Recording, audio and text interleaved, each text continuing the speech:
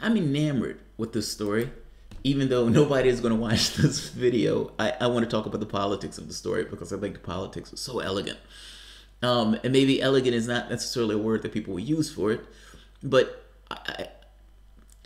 look, I relate to this stuff in the way I relate to chess, and I think I like politics because some of this stuff boils down to the rules are somewhat similar. And there's certain rule sets that you're stuck with, that you can't get by, that you're stuck with the politics of it. That's why I say it's elegant politics. That Trump would have known if he was a politician, but he's not a politician. So there's a story that came out towards the end of November that said that Donald Trump had pressed his lawyers, or had pressed the people, I guess, who was around him, to try to run a probe into Clinton because he wanted her and Comey prosecuted. Now, yeah, Donald Trump told his counsel office last spring that he wanted to prosecute Hillary Clinton and former FBI Director Comey. Now, this is problematic. This is problematic for a few reasons. And by the way, before I continue, if you guys dig what I'm putting down, you find yourself coming here often, you find yourself coming to my show, I do live streams all the time, please consider supporting the content, either through PayPal, Patreon, like the video, share the video, be it on Facebook or Twitter. All of those things are supporting the show, and all of those things are absolutely appreciated. So let's do the story first, and then I want to talk about the politics, and I'm not going to keep this one too long. It's 11:03 here, so I guess it's 5 in the morning back in the States. So I don't think anybody's going to be up this early. President Donald Trump told his counsel last spring that he wanted to prosecute political adversaries Hillary Clinton and former FBI Comey, an idea that prompted White House lawyers to prepare a memo warning of consequences ranging from a possible impeachment. Don McGahn told the president that he had no authority to order such prosecutions, and that the White House lawyers prepare a memo arguing against such a move. The Associated Press confirmed with a person familiar with the matter who was not authorized to discuss the situation. McGahn said that Trump could request a probe, but even asking could lead to accusations of abuse of power, the newspaper said.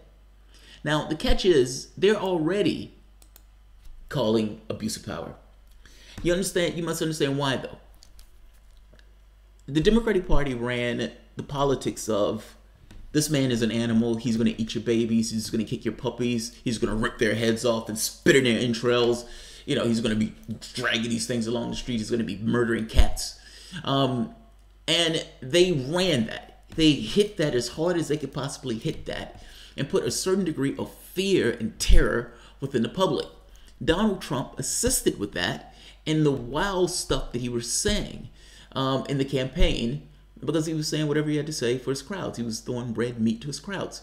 Now, part of this was him running around the country talking about lock her up, lock her up, lock her up. Now, the moment that you run around the country as trying to be president, saying that you're going to lock up your political opponent, you no longer can lock up your political opponent. You've fucked up. From the political standpoint, you can't bring that up if that's something that you want to do. That is something that the Justice Department need to do. Right now, there are probes that are looking into the Clinton and all this other stuff. But that can't be something that's directed by the President of the United States. That would draw red flags. You may have some Republicans who may be okay with something like that, but the rest of the population is going to look at that as being a banana republic, and they're going to recoil off that. You will lose the majority support on doing something like that, even if there were grounds. Understand what I'm saying? Even if there were grounds where Hillary Clinton did something, meaning that email server, even if you knew that Comey let her off, and I think Comey did let her off, you're stuck with the politics. They're calling you an ogre already. They're calling you, saying that he's an overreach of power, he's attacking whistleblowers, he's doing this, he's doing that, he's destroying the government, he's all of these things that they've used from a political standpoint. Now, the truth of the matter is, Donald Trump, to some degree, is constrained just by the bureaucracy that all presidents are to some degree constrained by, even though they have vast powers in order to do stuff, especially with foreign policy. From the standpoint of domestic policy, there are constraints on what the president can do, either through courts or through, like this guy, giving legal advice saying, no, You're going to get impeached. Your own party is going to impeach you if you try to do something like that. Jeff Sessions, who is a hard right-winger, as hard right-winger as you can get, was iffy about going after Clinton on that. Even though he knew that that's exactly what Donald Trump wanted him to do, he still didn't want to do it. He still didn't have a special prosecutor. I'm trying to get across to you that this comes across as a Banana Republic stuff. And all of these guys, as mendacious as Republicans are, even they would be sketchy with doing stuff like this. They will leak information to try to protect Donald Trump. Yes, that is what they would do. But the idea of going after Hillary Clinton, some may want to, fair enough, but the majority will recoil off of trying to do something like that. And the moment that you run a political campaign where you're screaming, lock her up, you've lost all ability to actually lock her up. If your goal was to lock her up, not saying that you want to lock her up gets you far farther in that direction than you running around the country saying so.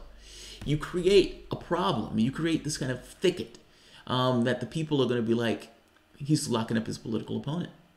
I mean, that's the shit they did in Brazil where they locked up Lula, which, it's utter nonsense. You can come up with some fictitious reason and all this other stuff, but the fact of the matter is, the email server in and of itself, or the foundation, may lead to grounds where prosecutors go after them. You as president can have nothing to do with that process. And fact of the matter is, you bitching and moaning on Twitter makes that process less likely, not more likely. Just saying, you're stuck with the politics. You're stuck with the politics. Even the president of the United States is stuck with the politics. Just saying. So this story is amazing to me, and maybe this story shouldn't be that amazing to me. But he did run around the country saying lock her up, and I suppose he was trying to keep his campaign promise. But the fact that he was, trying to do this from the level of the president is amazing. That's just utter amazing. But keep in mind, Donald Trump is a businessman. He's not a lawyer. He doesn't know any of this stuff. When Obama goes into office, Obama is a constitutional lawyer. He's a scholar. He was the head of his class and all. So he knows this stuff. He knows the intricacies of law in regards to what, the enumerated powers of the presidency, what the president can and can't do. And if I'm being honest, he was somewhat of an accomplished politician in his own right. Even the ability of having poise is a practice thing, seeing as the attacks that were leveled against him. Yeah, Donald Trump is not a politician. Any politician would have known that this was not something that you could pull off from the level of the presidency. So, Donald Trump tries to lock up his political opponent. I will give him points for trying to keep his campaign promise of lock her up, lock her up, lock her up. I am deducting points for actually trying to go through with that from the level of the presidency, as opposed to having an actual investigation that comes to a conclusion or reaches a conclusion based on an evidentiary path, if that makes sense. There's a difference in those things. The president of the United States, who's ran a campaign promise that he wants to lock up his political opponent, is different than the Justice Department going through some kind of legal edifice where they're looking at evidence to make a determination. Trump wasn't making a determination on anything. Trump just wanted to lock up his political opponent. And he wanted to lock up Comey because he thought Comey let her off. Fascinating. Fascinating. I don't think the White House responded to this. Trump has repeatedly called and publicly called on the Justice Department to investigate Clinton. He has tweeted his dismay over what he saw as former Attorney General Jeff Sessions' reluctance to go after Clinton. Yeah, he was reluctant to go after Clinton because it looks like you're a banana republic. Trump former lawyer John Dowd urged Deputy Attorney General Rod Ronstein in a memo last year to investigate Comey and his handling of the Clinton email investigation. That he should have did. That I agree with. Comey, I'm not going to go through the thing again, but go back and take a look at Comey giving his testimony. Yes, I wanted her indicted because I wanted Bernie Sanders to run in that race, because we would have had President Sanders right now as opposed to President Trump. if she would have been indicted. That's the first point. Second point, Comey goes through and lists her failings and her sins. He recounts how foreign governments have gotten their hands on her data, how she should have known better. I mean, he hit her in the knees as hard as he could hit her in the knees, and then comes back and says, yeah, she did all of the stuff that was in normal circumstances illegal, but no reasonable prosecutor would prosecute this case, which is utter nonsense. Utter nonsense. There's a guy sitting in prison right now. If Hillary Clinton's name wasn't Hillary Clinton, it was Bob John would be sitting in prison right now. Let's be honest. So when you're looking at the handling of the case and you ask the question, how on earth can you say all of this stuff? You're creating this weird standard that the person had to intentionally do it, as opposed to just the person that, should have known better. And if it was anybody else, they would have been locked up. And then come to the conclusion that, okay, no charges. Yeah, at that point, you have to look at Comey's handling of the case, and you have to ask the questions of, how the hell did you come to that particular conclusion after giving that particular recounting of evidence and failings? When Comey is being cross-examined, I think it was the House of Representatives or Senate, I don't remember which one, but Congress was examining him, and Trey Gowdy ate him alive. And Trey Gowdy was kind of like, did she lie about this? Yes. Did she lie about this? Yes. Did she lie about this? And listed all of these things that were lies.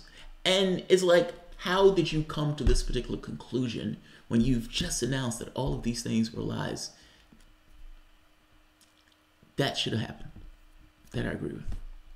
But no, you can't just lock up your political opponent. Sessions last year said he was directing senior federal prosecutors to look into matters raised by the House of Representatives related to the Clinton Foundation, that's taking place right now, and a uranium mine transaction benefiting the foundation that was approved by Clinton as she was Secretary of State. The FBI has been investigating that matter.